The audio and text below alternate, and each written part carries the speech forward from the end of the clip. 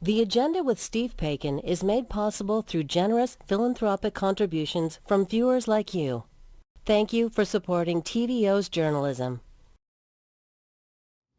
Tonight, what's the secret sauce behind political polling? Then, author Ira Wells on how banning books undermines democracy. That's all ahead on The Agenda.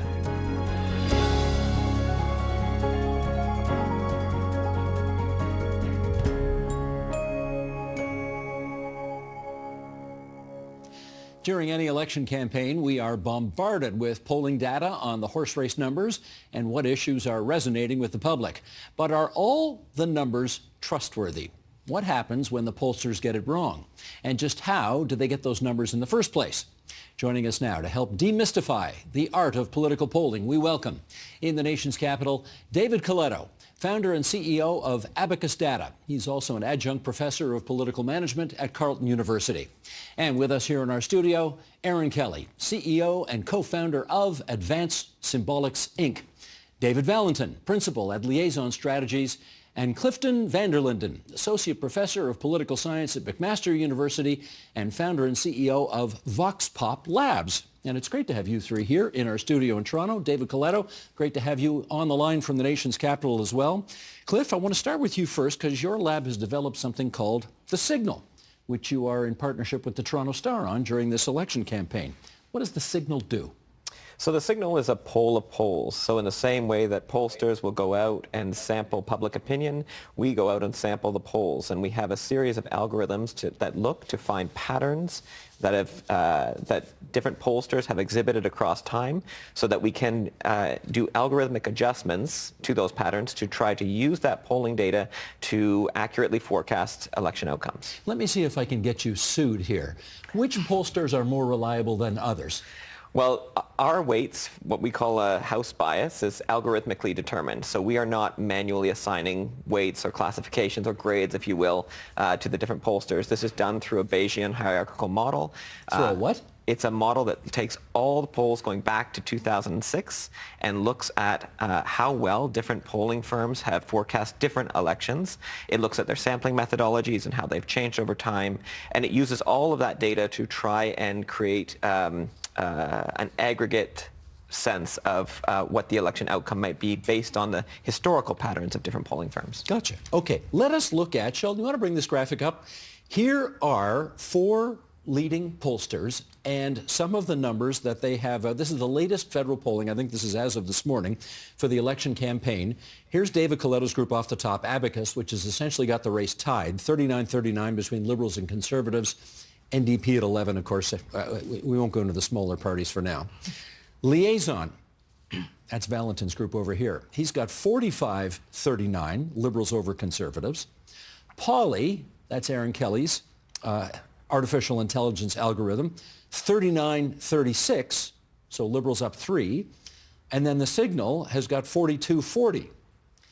Now, here's my question. Okay, Valentin, can you all be right? Well, yeah, we all can be right. I think one thing to keep in mind about most surveys is that they come with a margin of error. And so we're not saying it's going to be 38. We're saying it's going to be 38 within 2 or 3 or sometimes 4 percentage points. So if the poll comes, the poll says 38, but the actual number is 39, that's actually considered quite good. Aaron Kelly, you look at these numbers and nobody has the same numbers. So people will reasonably ask, how can you all be right? What's the answer?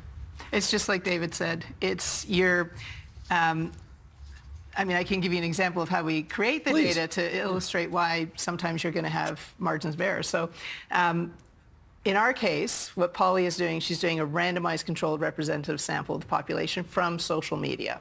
So we're really, we've been doing this for 15 years. So Polly does a random crawl through the graph. It's a probabilistic sample, which is the gold standard for getting the sample, and we've got millions of people in the sample. So we're very convinced that we know that we've got, and we've tested and measured, we've got a great representative sample. We know if we say they're in Ottawa, they're in Ottawa. Here's the trick, though.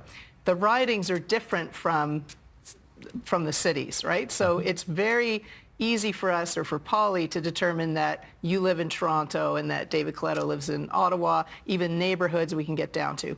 Ridings are much more challenging. right? So if you're in Ottawa and we know you're in the Glebe, do we know which riding in particular you're in? People don't usually identify what they're riding. A campaign is 36 days long. So people might say, well, this candidate came to visit me, and we say, okay, that's that riding. So we've got those breadcrumbs. But we have to do those by hand. So we have to feed those to Polly by hand because they're so unusual, right? And they change. Okay, let me follow up with David Coletto on this, because David, you've got the race tied 39-39 today. And the other David Valentin here, has got a 6-point lead for the Liberals. So again, people will reasonably ask, how can you both be right? What's the answer? Well, I think there's always other factors in determining how we get these estimates, right? So my survey is done using online panels, and David's uses, I believe, IVR, which is a telephone survey based on an automated telephone survey. And so those, what we call mode effects, can come into the results, right? So in the case of a telephone survey, for example, I believe right now, Liberal Canadians, those who are going to vote Liberal, are more engaged right now. They're more likely to be picking up the phone, more likely to be answering the survey. So I think what we call response bias may be in part why you're seeing some of the telephone-based research being more favorable to the Liberals. On the other hand, other pollsters, like myself, make some adjustments in our weighting that might push down that Liberal vote because our NDP number is slightly higher. So there's choices that every pollster makes that might get us to different results. But in the end of the day, I think David's right that we're still fundamentally seeing the Liberals having an advantage, even if those top line numbers are slightly different. David, do you have a view as to whether or not you get superior numbers, more accurate numbers, if you do it by telephone, off social media, off the internet? What? Well, I think on average, my sense of it is if I'm doing a political project, I prefer telephone. But everyone has their own methodology, and there's perfectly valid reasons why online panel sometimes takes a little longer to catch up. We've seen this in other elections where there's a little bit of a lag effect. But usually in the final week of the campaign, we always more or less end up at the same place. So even though we have a little bit of a difference now, I think in the end, we'll probably be just a few points away from each other. Cliff, what do you say on that issue of whether or not you get superior numbers? Phone, internet, social media, opening up the window and yelling at your neighbor. What's the best way? I mean, the first thing to say is that it's not always consistent. So sometimes you get IVR panels that produce better forecasts. Sometimes they come from online samples. Sometimes they come from machine learning techniques. There's an element of randomness. So we all acknowledge that in all of our models, there's statistical error. That statistical error is a result of some of the randomness in the way that we sample. So you get variability over time. Probabilistic samples are the gold standard. The idea of a random sample where there's a non-zero and known probability of inclusion of all members of a population of interest. I think there are arguments to be made why all of us lack or omit certain people from the population, certain kinds of people, in the way that we produce our estimates, and that leads to some variability in the results. The question is, how well do pollsters know their panels, and how well are they able to control for the inevitable bias, and I mean statistical bias, sampling bias, that's present in their samples. Okay, Aaron, let me follow up with you on that, because you got criticism when you first started with Event Symbolics, when you first started the company, you did get criticism from people saying you're overly reliant on social media, which is not an accurate reflection of anything except the toxicity and hatred of society. So how do you manage all that and deal with that to make sure that the haters are not overrepresented in a sample survey? Well, exactly. So, and that's why you sample and don't just take everything, right? And it's why you rely on people and not keywords. So every person in our sample gets one vote. So we run lots and lots of experiments on our sample. So first of all, they're not more negative than, and that's not because we choose them for their negativity. It's a randomized controlled sample, but we regularly test them because we hear people say everybody on social media is negative. Not true. What's true is that the negative people post more, okay? And you remember them because they're so toxic. So you have to filter that out, I guess. Well, we don't filter it out. We do have toxic people in our sample, but they get one vote. So the toxic people will be will be posting 50 times a day, but we count them once. We don't count them 50 times. The positive people will post once and be done with it. They also get one vote. But if you're doing keywords, you're over-representing those negative posts. So it's just a matter of making sure that you're sampling properly so you're not over-represented in one group or another. David Coletta, we all know the expression here, garbage in, garbage out. And basically that's a lead up to ensuring that if you don't ask a good question, you're not going to get good data coming out the other side. So how do you decide the wording of your questions to make sure that you get good data coming out the other end? So it's a great point. We know that not only the wording of the question and what order do you ask them can have an influence over the responses people give. And so you've got to be very careful about that. You have to know that, when you're asking about vote intention, for example, we put it right at the front of the survey because we don't want any of the other questions we might be asking about related to policy or the leaders or the context of the election to have an influence over that final answer, because we might dig deep into one issue that might push people that they wouldn't otherwise go into the direction of a particular party, right? So I think it's important to understand that as consumers of these polls, your viewers need to understand that as the pollster, as the designer of the research, I have a huge influence over the potential outcome that we get. And so the trust that we all have around this table is really important, right? And we also have to recognize that, when we get criticized, I get criticized all the time. One day I'm a liberal, one day I'm a conservative, one day I'm a New Democrat, depends all on the results, we're also running businesses. And so it is in our interest to get this right. If we don't get this right, then why would you hire me or David or Kelly, Aaron, I'm sorry, to do the work that we say we can do? And so elections are that one moment where you can actually judge the accuracy of pollsters. And I'm really proud that in Canada, far, far more elections we get right than we get wrong. We just seemingly remember those ones we get wrong. Let me follow up with David Valentin. Is this to say that if you wrote a question that started like this, who would you prefer to vote for in this election? Carney, Poilievre, Singh, May, etc. You might get a different result than if you asked, who would you want to vote for in this election? Liberal, conservative, New Democrat, Green. Is that right? You could, yeah. And part of that is because people could get confused. We just had an Ontario election. If you're asking people, did you vote for or would you vote for the Liberal Party? They might think you mean the Ontario Liberal Party if they're in Ontario. If they're in Nova Scotia, they might think, well, I voted PC. I still support the PCs, even though they might be voting for the federal Liberal Party. So when you ask the question then, are you asking with party leader names or with just parties themselves? With both, in our case. With both? Yeah, so if you take one of our surveys, you're getting the Liberal Party led by Mark Carney, the Conservative Party led by Pierre Poilievre, because we want to avoid that confusion. And the easiest way, when we're scripting, we're always asking ourselves, what is the respondent going through? Do they understand what we're asking? Are there any questions they could have about the question? Because if you're confused, you're just going to select, I'm undecided, I don't know. And that's not really the point of the exercise. You want to know what people are thinking. Right. Cliff, obviously you want to know who people are going to vote for, but what else do you want to know from pollsters? Well, I think going back to David's point, I think you want to have a ground truth that you can measure the validity of and the reliability of polls against. You want to be able to know, I think, as a nation, that when pollsters tell us not only who's going to win an election, but also when they tell us how people feel about our healthcare system, or how they feel about military spending, or how they feel about any range of public policy issues, you want to have confidence that those inputs from the population are reliable and that they're valid, and then you want to have a sense that those who govern are going to take them seriously.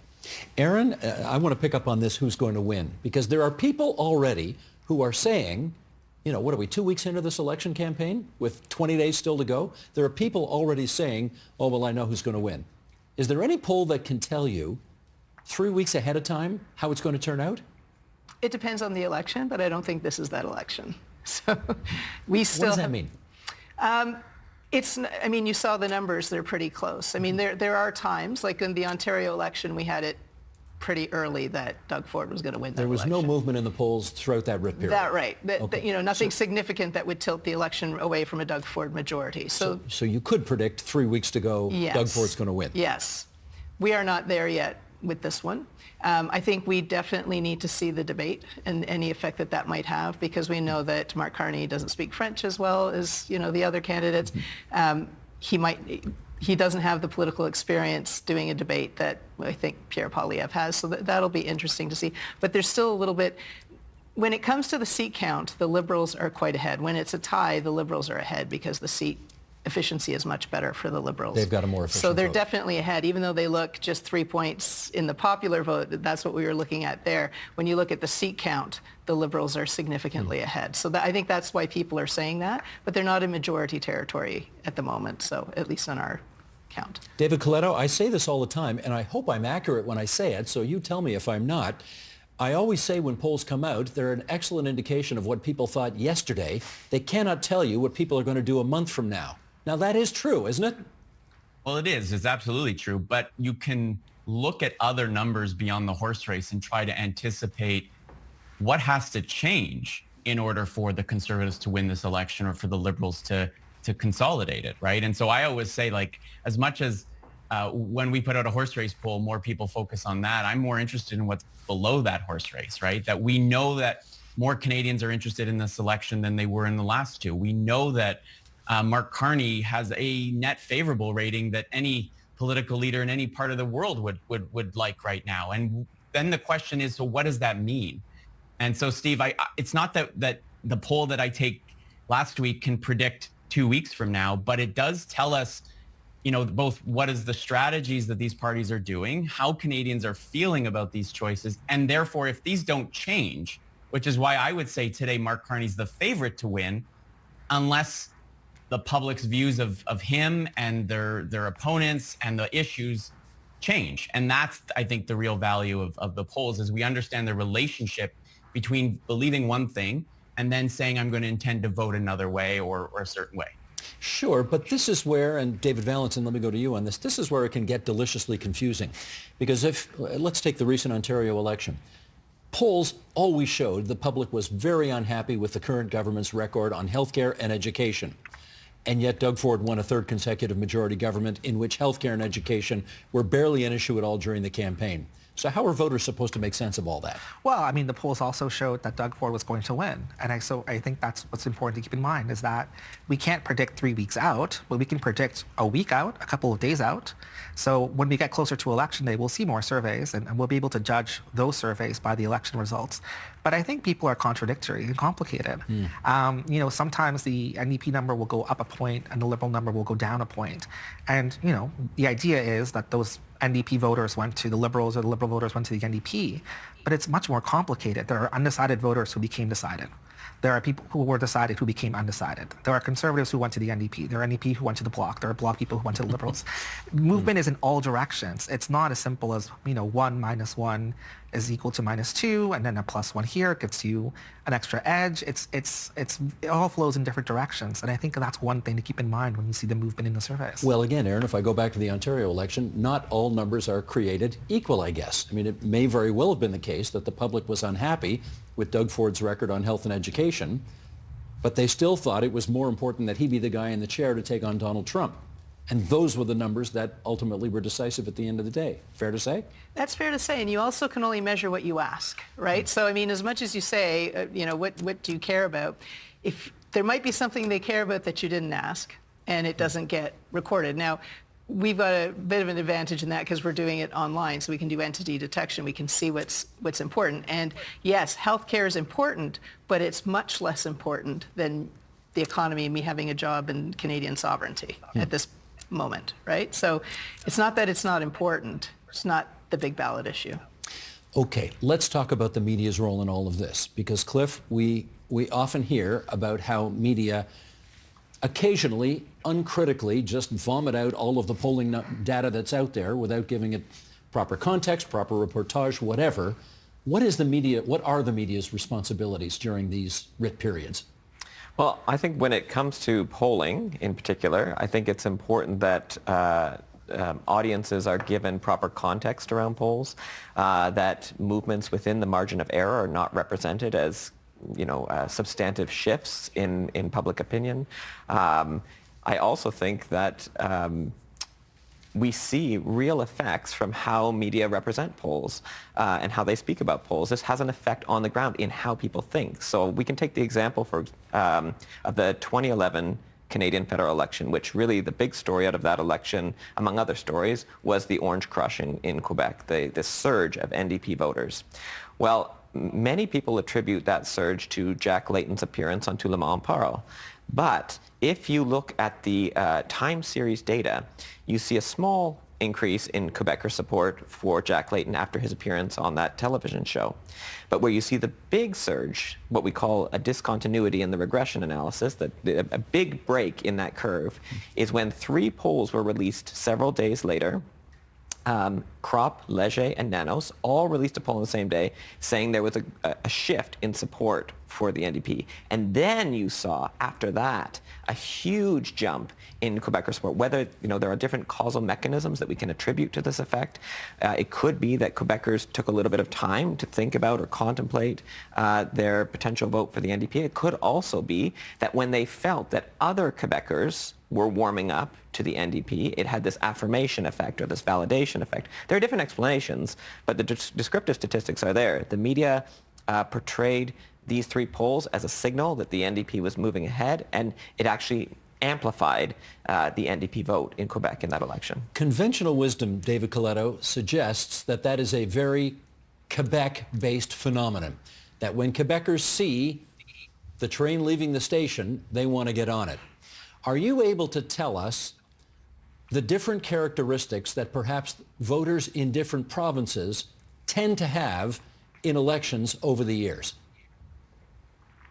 Well, I don't know if there's a tendency, a regional one that way. I think what we know is that in this case, let's talk about this election. I don't see any real regional dynamics at play. I think this has become a national election campaign in which 1 or 2 issues are dominant, and whether you live in British Columbia or Ontario or Atlantic Canada, you're reacting to very much the same things. Now, I think there's some subsets of that more by generation actually than by region, and which I think is the real story.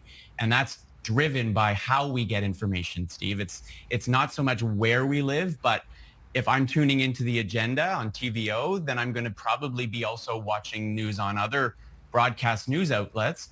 But if I'm under 30, odds are I'm not watching your show, Steve. And if I am, it's because I'm watching clips on social media, or I'm getting most of my news on TikTok. So I wrote a piece just today that basically said, like, this is 2 or 3 elections at once, not because of where you live, but actually about where you get your information. And if you're under 30 right now, this isn't really about Trump or tariffs. This is about affordability and housing. And if you're over 60, it's the only thing you're talking about, and that's Trump and tariffs. So regionally, I think there's always some dynamics, and sometimes a national election becomes much more regionalized. But in this case, you've got a national election that's much more driven now by differences in how we get our information and the role that fragmentation in that information ecosystem plays. David Valentin, let me get back to the issue of media. What are you looking for when you see how media report on the huge variety of polls that are out there? Well, one interesting thing is that our firm works with the National Ethnic Press and Media Council of Canada, and they represent most of Canada's non-English, non-French media. And so it's great to talk to editors and reporters who maybe sometimes don't have as much experience in covering surveys, and not only sort of give them the numbers, but also walk them through, here's how the survey was done, here's what this means, here's why a trend line is more important than any specific snapshot. So we're looking to see the media replicate that also in the English and French press, which for the most part they do. I think what we also see now, though, is that there is a cottage industry of people who are writing blogs, who have very long threads on X, who are on Threads, who are creating TikToks, covering the election, covering the surveys, and sometimes they don't cover it in the same way that traditional media does. What's your view, Aaron, on whether or not polls reflect public opinion or move public opinion? I actually was interested in talking a little bit about how the media reports. Okay, too, follow if up I on that, could. sure. I think when we report how a poll was conducted, 19 times out of 20, 95%, I don't think anybody understands what that means, and I think there's a big misconception about what that means. And I think that's why a lot of people think, oh, the polls are wrong. 95% confidence doesn't mean there's a 95% probability that this is what the result will be. right? That's not what it means. It's actually got to do with peer review and repeatability of an experiment. So I think we do a disservice in how we report the statistics. It's really the margin of error that matters when it comes to a political poll. But when we say 19 times out of 20, that means there's one rogue poll that's going to come every now and then, doesn't it? No, that's not what it means. That's not what it means. It's a big, complicated thing, but it means that if I were to do I'll use the example in medical science. If I do a vaccine trial or any kind of trial, I do the trial in Oakville and I get 95% of people are protected against the disease. But then I do it in Hamilton and I've got a 50%. It's not within my confidence interval. It's an indication that the methodology used is not repeatable. So I'll do it again and again. Is it repeatable? It's really there for scientists to figure out whether or not the experiment you did was valid in the first place. It's a peer review kind of, or a repeatability experiment. We don't repeat our political polls, so it's not really that relevant. What's relevant is the margin of error, but because we have to put it at a 95%, this is what media often, I've actually had journalists tell me, oh, well, we want it at 95%. But if you bring down the confidence, you can actually say, there's a 68% chance that this is the result it's going to be, and you don't overlap the margin of error. So it's a bit of a mathematical thing, but you would actually get more interesting polls if you did that. But we're sort of tied to this. It's kind of like why are the tires in a car the width that they are? It's because of chariots in Roman times. Like, this is why we're doing it this way, because that's the way we do it in like medicine and stuff, but it's not as relevant in a political poll. So anyway, just that's like a whole different conversation. Okay. Your question about moving public opinion versus reflecting public opinion. Yeah, I think it reflects public opinion. There's actually what Cliff mentioned to the side. I haven't looked at that one, but generally speaking, there's been a lot of studies, peer-reviewed studies, that have looked at whether or not polls change public opinion, and we look at that too.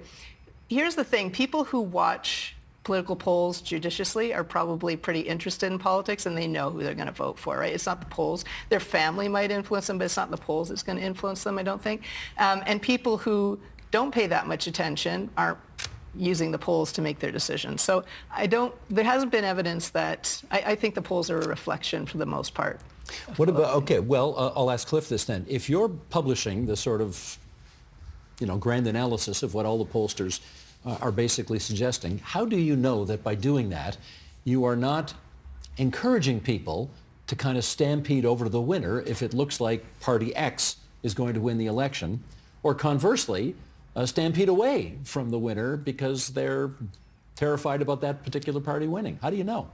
There is a risk. There is a risk there. I mean, if you look at the 2015 Canadian federal election, you saw the lead position change hands among each of the three parties. The NDP had the lead going into the election campaign. According to the polls, it transferred to the Conservatives, and then after the last leaders' debate, the Liberals took it. This was Mulcair, Harper, Trudeau. That's correct.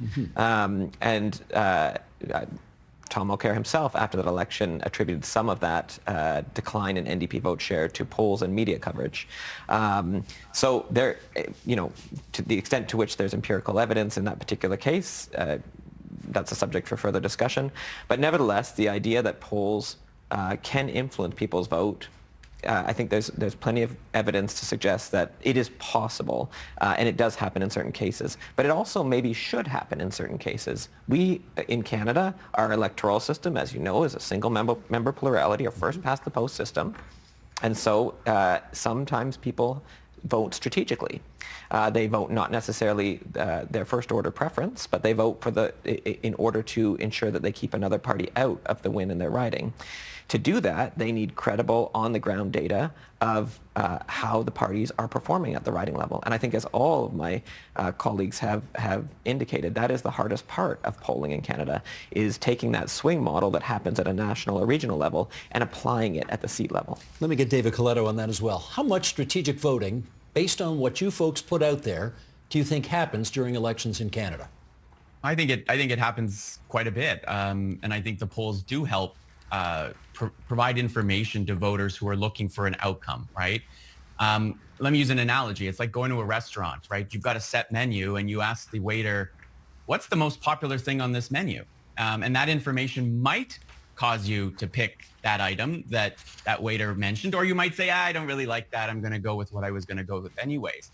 But I view polling as more as just other information that the media can share with voters who are trying to make a decision. So if your goal in the 2011 federal election was to stop Stephen Harper from winning that election, and you found out that the NDP now were gaining in Quebec and maybe elsewhere, that might have caused you to go, okay, well, that's the alternative who can beat Stephen Harper. And I do think that's what happened when that orange crush in Quebec spread to a lot of the other parts of the country. So I obviously, as a pollster, I'm not going to say what we do is detrimental. I think, though, it does impact. It's another source of information that voters consider. And Steve, I'll say one more thing. It's not so much that most Canadians are tuning into what Abacus is saying or what Liaison is saying about the state of the race. They don't even know what our companies are mostly.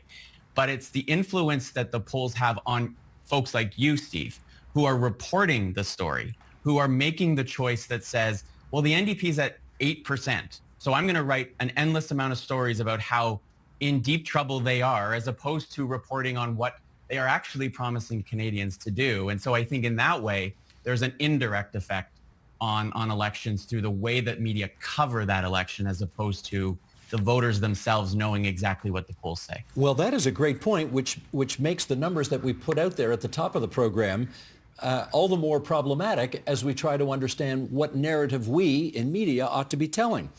We're going to write very different stories or presumably broadcast very different programs if it's a tied race as opposed to the Liberals with a 6-point lead. So, David Valentin, what are we supposed to do with that? Well, let me just pick up on what David was saying. You know, polls are just one piece of information. You might walk around your neighborhood, and if you see NDP signs everywhere, come to the conclusion, hey, the NDP are doing really well in my neck of the woods. Or you might talk to your mom, and she might tell you, you know, I just met the NDP candidate, and they're fantastic. At the same time we're doing the polling and that viewers are seeing polling results, they're also getting campaign ads. They're also getting mailers from the political parties. They're also seeing all this different activity. But do you have an outsized influence? I mean, yes, campaign drop literature is influential, signs are influential. Polls are really influential, aren't Polls they? are influential to us, to I think the same extent that we shape media coverage because we give more information about why things are taking place. Why is a leader in Alberta? Why is a leader in Quebec? Why are they in Trois-Rivières? Right? Because we know from the polling, oh, okay, you know, we see that there's a close race in Quebec. We see there are close numbers in Montreal. We see there's opportunity for a different party in Winnipeg or Victoria, right? And so the tours give you information based on where people are going, but where they go is informed by polling that the parties themselves are performing. Yes. Right? So it's this endless feedback loop. But at the end of the day, we're gathering data independently. We're putting it through scientific processes, and we're doing the very best that we can each do. None of us go into this with the intention of shaping a result. We want to know what people are thinking and accurately represent that. Aaron, last minute to you, and that is, what do you worry about Polly missing, not picking up?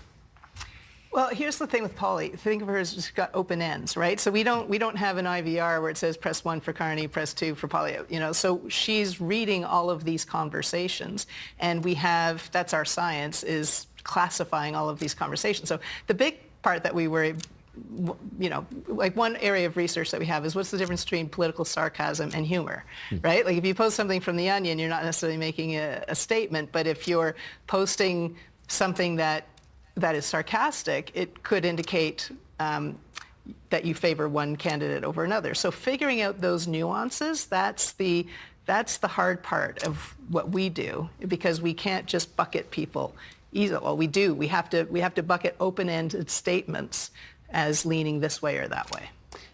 Artificial intelligence still not great at picking up sarcasm or nuance? Oh, she can get the sarcasm. She can. It's it's humor versus sarcasm. Sarcasm, yes. Sometimes it's just humor, though. It's not political. Gotcha. Okay. Well, listen, I'm one of those people who can't wait to see what the polls are going to do over the next, how many days we got left in the rip period? 20 days or so still to go. So bring it on, folks. Let's see your numbers. We want to keep going. With thanks to David Coletto in the nation's capital for joining us on the program tonight. And here in our studio, Aaron Kelly, David Valentin, Cliff Van der Linden. Thanks so much, everybody. Thank you. Thank you. Thank you.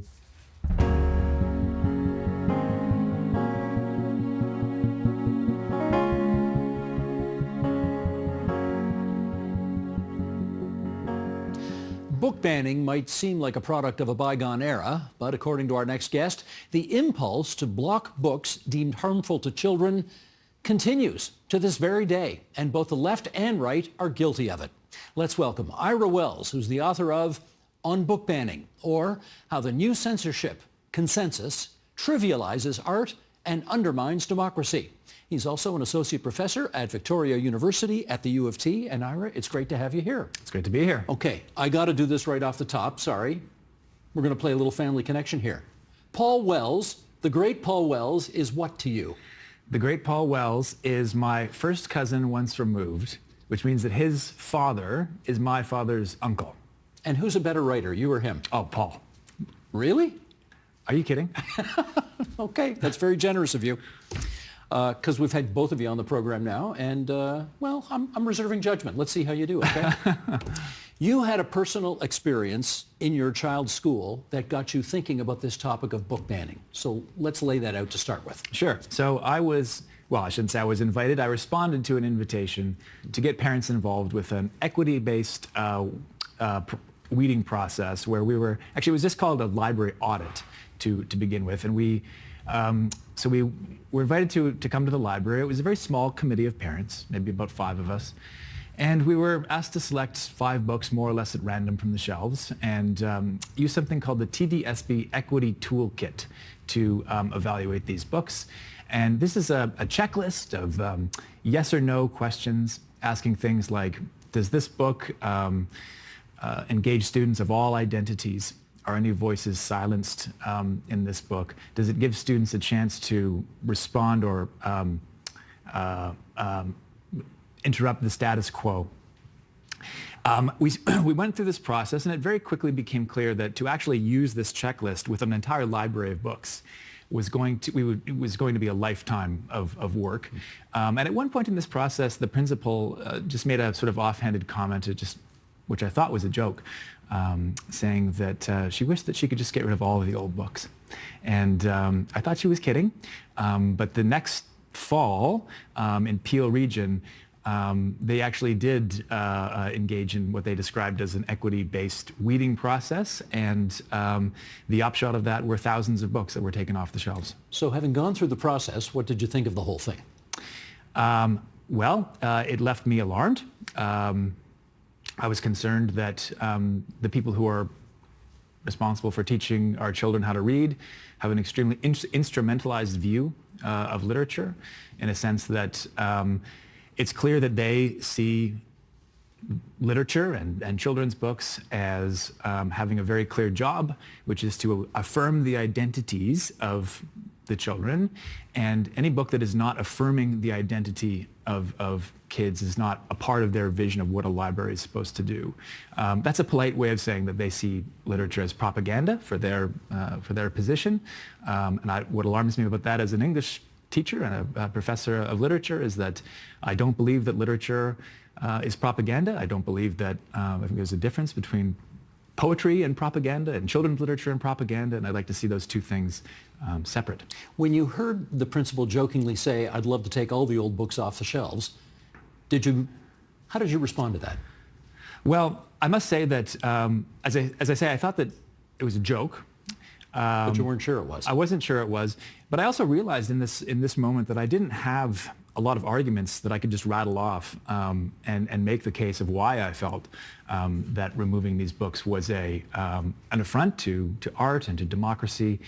You're sitting there in the library in these little chairs with your knees up by your head, and to sort of go off about the importance of art and democracy felt a little bombastic at that point. But I also just didn't have the arguments at the tip of my tongue, and that was one of the reasons why I wanted to write on book banning, was I wanted to put those arguments in one place. So if people don't have the chance to go off and reread John Milton's Areopagitica or from the 1640s or J.S. Mill's On Liberty, I try and digest that very quickly and very concisely for a reader. And you've done it very kindly with only 165 or so pages, so it won't take forever to get through it.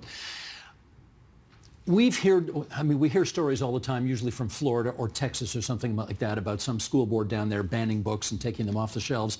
And I suspect our reaction in Ontario most of the time is, oh my goodness, isn't that terrible? Mm-hmm. Do I understand you correctly to be saying we shouldn't get too holier than thou about all this because we're just as bad as they are?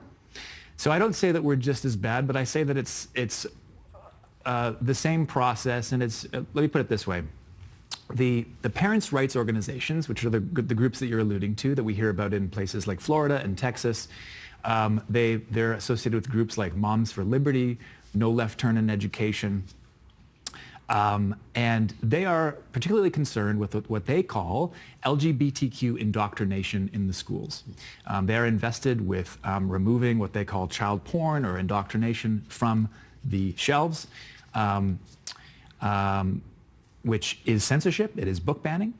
But in the fall of 2023, when the Peel region engages in what they called an equity-based weeding process and removes books that had been written pre-2008 because they established this 15-year window, or when they remove what they call classics because they're too heteronormative or too Eurocentric, that too is book banning. That is censorship. And so that's why I call this the new censorship consensus, because it's the same problem, that these books are harming children, and it's the same solution: ban the books. Let's do an excerpt from the book, shall we? Sheldon, you want to bring this up, and I'll read along for those listening on podcast. Ira Wells writes, contemporary progressive educators from Ontario bear little in common with parents' rights activists from Florida, and their aims are not equivalent. But both treat books as sources of contagion and libraries as fields of indoctrination. And both invoke the vulnerability of children as a warrant for censorship. Both abide by the new censorship consensus, where the school library is a microcosm of the ideal society and books are levers of social engineering. In my ideal society, their thinking goes, there will be more of this and less of that. More diversity, less racism. Or more Socrates and Shakespeare, less wokeness. Is this to say that you think what motivates the people who are making these decisions in Ontario is essentially the same as what motivates those in the Deep South? I'm saying that they are both doing it because they see these books as harmful to children. And are they? They believe they are. I believe that in protecting children from the harm of LGBTQ or classic books, again, I think it's the wrong word, but we can talk about that, that they're in fact introducing new sources of harm. Okay, so that by getting rid of what they see as a source of harm, they are in fact preventing children from accessing the past. They're whitewashing history. They are preventing children from engaging with narratives that might have enriched their life. They are telling children that if you encounter an idea that you find challenging or difficult, the solution is to ban it. I think that's a terrible thing to teach children. And they're teaching children that they need to think of them, or they should think of themselves as fragile vessels of traumatic contagion, which is, I think we should be teaching children to be resilient and strong and engaging with things critically, not to be shattered when they encounter an idea that is offensive. At what age? That's a very general question, and we need to be sensitive to the fact that school libraries are not the same as public libraries. Elementary school libraries are not the same as high school libraries. So we need to make some fine-grained distinctions. Because presumably you could make a good argument that there are things that a kindergarten or grade 1 child should not be reading or should not accidentally bump into on a school library shelf. Are we okay to make that argument? Absolutely. Okay. Do we want to make a list of what would be considered harmful for a 4 or 5 or 6-year-old to be learning? Well, I think that our librarians have been doing a pretty great job at that for a long time. Part of the problem that we're encountering here, Steve, is that schools no longer have librarians in the ways that they once did. They're not funded to that extent, so we don't have that caretaker who's involved in curating the collection and developing it over the long haul, who really knows the collection inside and out. And that's problematic for a couple of reasons. One is that they're less able to defend the collection when someone comes in and says, you need to remove this. They're not as personally invested. But also, they just don't have that oversight. One of the things I learned in your book, which I found intriguing, is that there are just about as many people who take books out of the library as real books as e-books. Yeah. It's practically the same right now. So it raises the question, is it actually possible to ban books, given that people can just take them off the internet now anyway? Well, okay, so that's an interesting question, and I think it cuts two ways. The first point here is that you might say, well, what's the point in banning a book, because you can just put it online or they'll find it anywhere, so book banning doesn't work. But book banning does work in a couple of different ways. It's not about just eradicating the book from the society completely. Book banning can work by keeping a book out of a child's hands at an impressionable life stage. It can work by uniting a community against a scapegoat, right? Which is, I think, what we see in Florida. That really part of the work of book banning here is not to permanently remove the book forever, but to bring that community together. I mean, the Florida book banners, they get together in the parking lot and they wear T-shirts and they divvy up their talking points, and it's a big, it's a way of uniting that community against what they perceive as a scapegoat. So book banning can work in different ways, but to the point of, what about those books just appearing on the on the internet? I do think we need physical books in physical libraries. That you're probably familiar with the organization Freedom House, which tracks net freedom. Yeah. According to Freedom House, something like 19 countries in the world actually have a free internet. I think that totalitarian powers and dictators and autocrats would love the idea of seeing all the books online and just unsubscribe. The local public library has somehow become like the hotspot, the locus for so much of this debate. How did that happen? Well, I think it largely started over COVID, where these groups like Moms for Liberty, No Left Turn in Education, which are sometimes called anti-government organizations, they became very concerned with what was in public libraries and also school libraries. And those libraries themselves, Steve, often have mechanisms for challenging books. So the answer to your question is that public libraries and school libraries are low-hanging fruit, in a sense that if you want to book Ulysses, as was banned in the United States in about 1930, leading up to a famous obscenity trial, there's 50 years worth of free speech jurisprudence that you've got to deal with. The idea that you would ban a book from at the nation state level today, well, it's actually now changing. But during COVID, it was much easier to go after a library, to bring parents and unite against your chosen scapegoat by pulling those books from the library shelves. I'm going to pluck an example out of thin air here, and I want you to sort of tell us how you would handle this if you were in charge. Let's say there is a public school in a neighborhood which is predominantly Muslim. And let's say the parents of those predominantly Muslim kids are uncomfortable with the notion of, let's say, grade 4 or 5 or 6 students reading about LGBTQ issues. And they would prefer that those books not be on the curriculum or available in the school library. What do we do about that? Well, this is one of the most challenging situations that school administrators have to face. So thanks for putting it to me, Steve. Really appreciate that. I think that we need to balance the harm that students may experience from certain kinds of material with the harms that we introduce when we instantiate subjective feelings of being offended or feeling hurt as veto power against certain books in libraries. That's a great mission statement. I mean, as a general statement of principles, that is bang on. But what does that look like when the rubber hits the road? It means that you're going to have some people who are upset. And tough luck. I'm not saying that they shouldn't be listened to, and I'm not saying that we shouldn't communicate with them, be proactive, and think carefully about their perspective. But I think ultimately our priority has to be with defending intellectual freedom and defending expressive freedom against that veto power that groups will attempt to wield if given the opportunity. As you look at how the pendulum is swinging nowadays, which way is it moving? In other words, which way are we moving more towards? The book banners or those who are still making the case for freedom of speech? Well, I said a minute ago that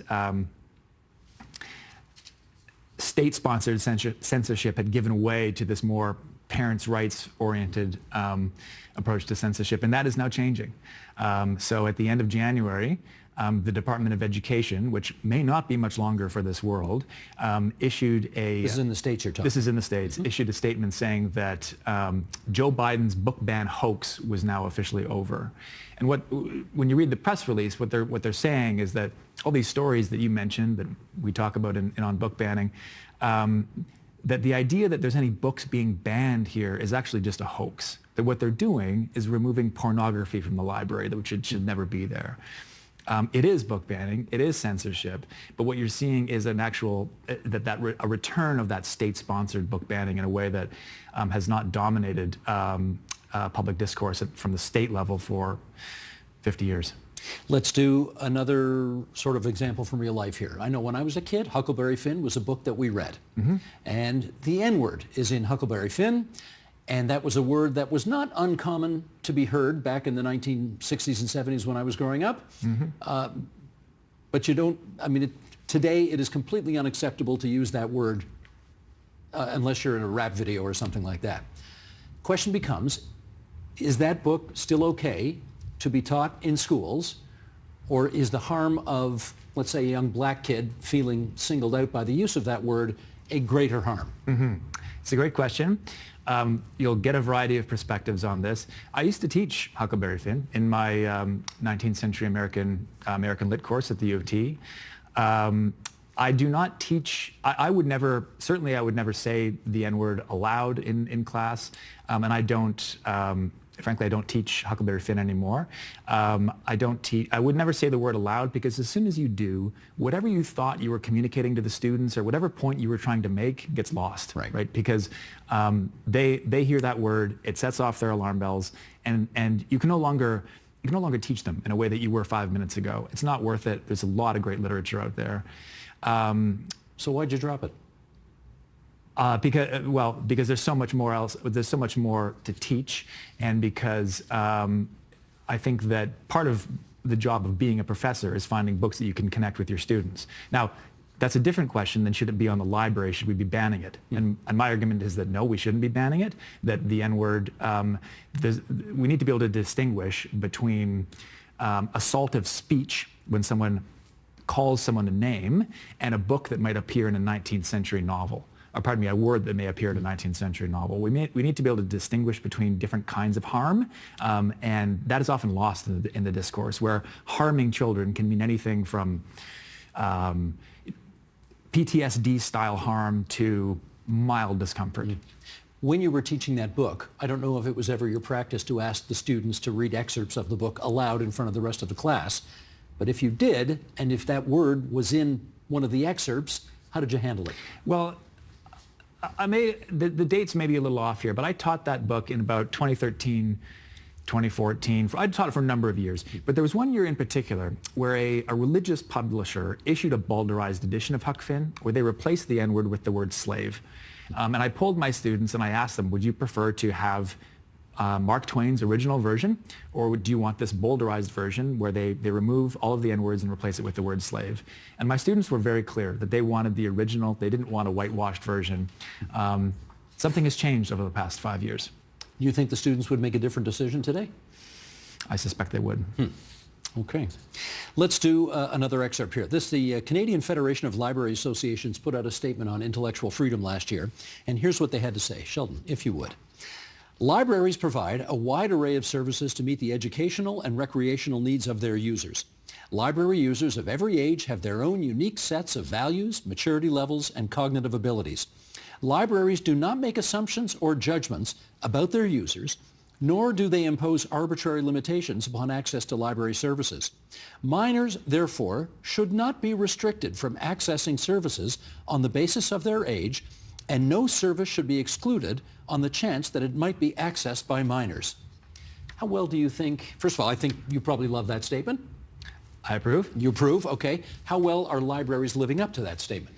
I think they're doing a pretty good job. I think that our librarians are being tested. I think that they're facing stress, they're facing pressure from people who, in some cases, will say odious things to them, who will say, if this, and you hear more of this in the States, although it is becoming a part of our reality too, where people will storm into a library and say, you must remove this, this, and this, or if not, I will sue you, or I will bring charges against you for child pornography or worse. I think they've been standing firm. I think that we need to support our librarians so that they can continue to fight for our intellectual freedom. But my sense is that they've been doing a great job. Our friends at the Center for Free Expression have been tracking these library challenges, and it shows that overwhelmingly librarians have been standing firm. They've been defending intellectual freedom, and we should support them in that. Just finally, let's take either public libraries or high school libraries, elementary school libraries. If we indulge in more book banning, and I'll admit this is a bit of an airy-fairy question, but let's go anyway, what do you think that does to democracy? Well, I think it continues to push us in the direction of, if we hear something we disagree with, the solution is to cancel, the solution is to ban, the solution is to further entrench ourselves in our own information bubbles where we are unable to test our ideas against their opposites. We know that we are fallible beings. The closest we can get to certainty is by trying our ideas against what is contrary, testing our ideas against their opposites. That's the basis of the peer review function in academia. It's the basis of the scientific method. And when we refuse to engage with ideas we disagree with, we're cutting ourselves off not only from I'm not only preventing you from speaking, I'm preventing myself from hearing. And I think that's what the message needs to get across. I think you write just as well as Cousin Paul, for what it's worth. Ira Wells, on book banning. You've got some fascinating ideas in here, and we are happy to recommend this for people's edification. Thanks for coming into TVO tonight. Thanks, Steve. It's a real pleasure.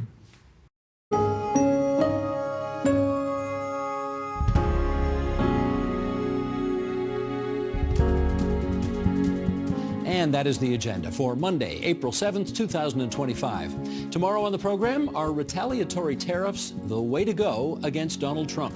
We'll consider that. I'm Steve Paikin. Thanks for watching TVO, for joining us online at tvo.org, and we'll see you again tomorrow.